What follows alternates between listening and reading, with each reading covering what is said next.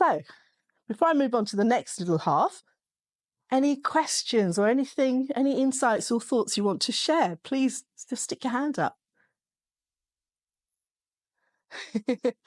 I've stunned you all. Please. When we're in a business where you're working B2C, so you're looking for individual clients, then your avatar can be really strong and be very directed. But when you're B2B, the person you're looking to connect with, to communicate with within an organisation can change. And what impact does that have on your plans for your avatar and how you work with that? So one of the golden rules I learned a long time ago in my 20s was always have more than one contact at B2B. Because if somebody moves on, etc., the new person will bring their favourites in often. But if you've got more than one contact within that organisation, then you've got some continuity should they move on. In terms of how do you build that rapport, so I generally go to the top of the tree. I don't want to mess around at lower levels because at the end of the day, they're the decision maker more than likely. They're the ones with the purse strings. So I need to have their ear for sure.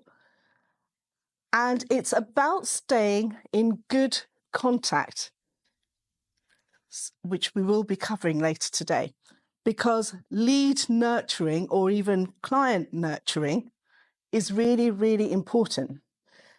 To go and get a new client, there was some statistic, I hope I'm quoting it right, costs us 7 times more than getting a small uplift, 10% even, from our existing client base.